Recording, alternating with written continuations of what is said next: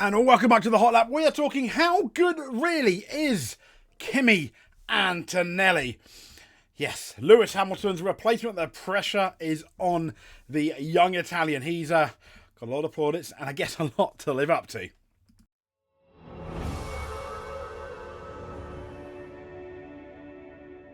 So this is how it started here on the Mercedes TikTok page. And Kimi here. Hello guys. Super excited to George Russell. Kimi to the team. Kimi Antonelli. Hello guys. It's Kimi. Super excited to start this new adventure. It's a dream come true. Massive thanks to Mercedes and everyone who made this. He's not shorter than George, isn't he? A way to get started and to work with George. Nice one. Cheers guys. Cheers guys. Thank you very much. Thank you very much. Okay. But this was at the Parabolica. Yeah, his first time out in anger at the Mercedes. Yellow flag, sector 3, Parabolica. Whoops a daisy, here we go again. To be fair, on the splits, he was up, Kimi. So I don't, it's not the disaster it is. It's kind of a bit embarrassing for him. I think Toto Wolff was seen at the screen wincing, but yeah.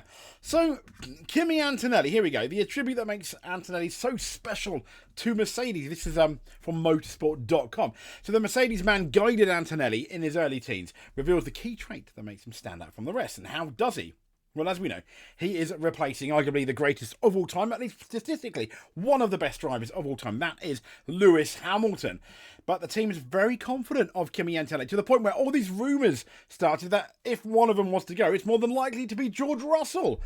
Don't believe any of it, though. It's just rumours and conjecture. But 2006, the year Alonso won his second title. Yeah, that was the year this Antonelli fella was born. And he'll be F1's youngest driver on the grid in 2025. He was picked up by Mercedes as an 11-year-old in go-karting under the guise of Mercedes driver and development advisor.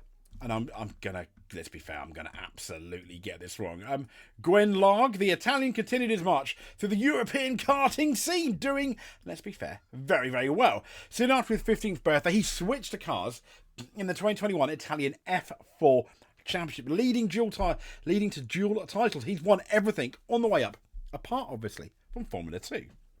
But the following year, after 2021, he entered German F4, his rookie year in the Formula Regional Europe, also yielded a championship crown. And instead of progressing to F3 for 2024, Mercedes, so confident were they in this Kimi Antonelli project, they're like, nah, let's skip that. Let's go straight to Formula 2, F2. Now, Hamilton's decision to leave Ferrari then prompted Mercedes to accelerate his development even further. Who was going to replace Lewis Hamilton? Yes, there were rumours about Carlos Sainz. There were rumours about Max Verstappen. But then it was a bit bizarre. Toto Wolff ended up coming out and said, no, it was always Kimi Antonelli. I don't know. It would have been nice had he, for example, did the George Russell been sat in a Williams.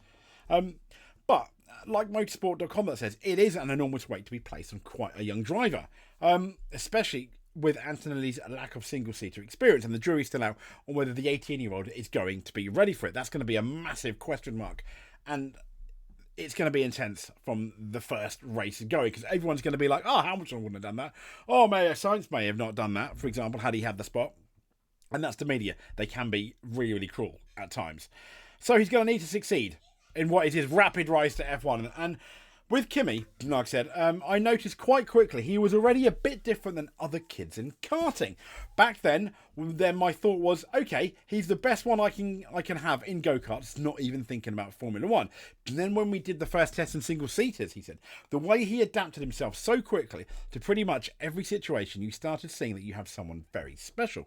He went on to say, saying, of course, that doesn't mean he has everything. You still need a lot of work to help him grow, to guide him, to also let him make mistakes. And that's something Toto Wolff has come out and said, yes, they are going to make mistakes. It's part of the learning process. And then, to me, Formula Regional has developed quite well recently in terms of driver preparation. And we have seen over the years that all the kids coming from it, or before, when it was called, if any of you remember, it used to be called Formula Renault. And that was one of the main feeders into the F3, F2. So when Kimi did perform that well in Freaka, I was not super convinced at the time that first going to F3 will develop him more. And I wanted also to put himself in a situation where eventually he could face more challenges. And that's obviously essentially why he went to Formula 2. But he said, but it was also put to him into an environment where he had to find some personal limit he'd never faced before. He said, I'm not saying that he won easily, but kind of. He was always dominating and he was always the one to beat, rather than the one chasing someone, even if we had some good competitors. He said, so by doing that, we were making sure that first he will learn the new F2 with the idea of eventually doing another year of F2 if it was challenging or depending on the situation. Or ultimately, he ended up going to the Mercedes team. And it was Mercedes' goal of throwing new challenges Antonelli's way. Then his solely an F2 certainly did that.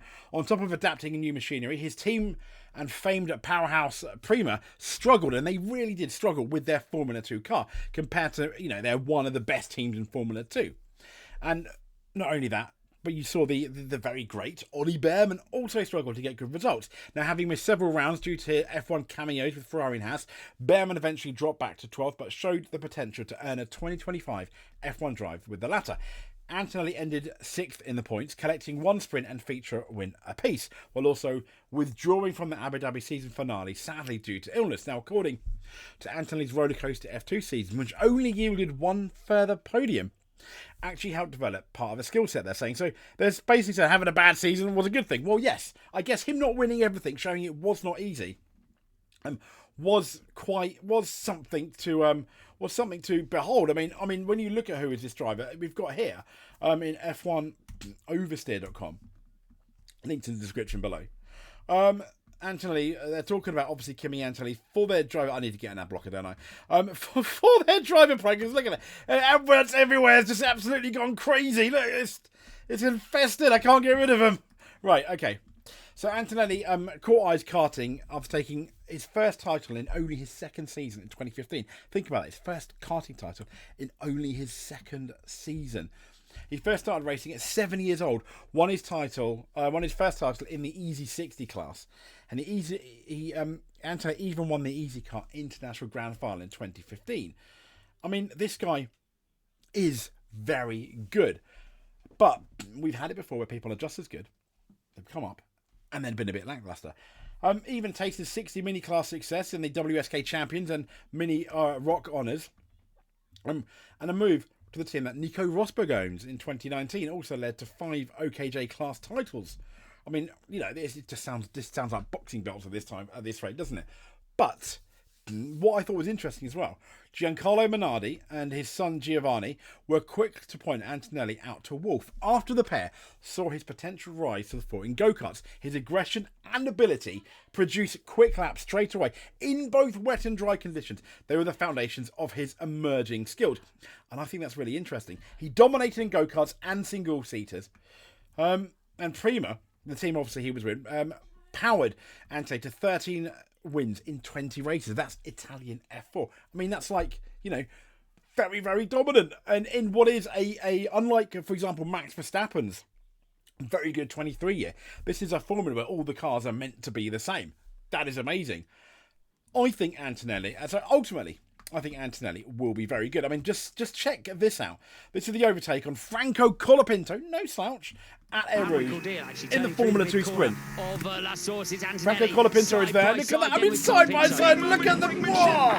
Oh, look at it. The cojones, the grapefruit, so to speak. I mean, that's just absolutely fantastic. Let's see that one more time. Here's Kimi Antonelli in the Formula 2. I mean, this is what we want. Big moment of brinkmanship. Antonelli gets there. Antonelli gets by. Antonelli gets by. I just wanted to end with that. This guy, I think, is going to be really, really special. I hope. Lewis Hamilton special? We don't know. Potentially a world champion? Absolutely. But so is George Russell. So is Lando Norris. So is Charles Leclerc. Potentially Carlos Sainz as well. And that's before we get into your Hamiltons, your Alonsos. Well, Alonso needs, obviously, a very good Aston Martin. And your Verstappens. But if you made it to the end, that's just more than enough for us. Just clicking on this video is fantastic. But if you want to do a bit more, make sure you are subscribed. Hit that notification button so you do not miss a video. Stay safe, and we'll speak to you soon. And thank you very much.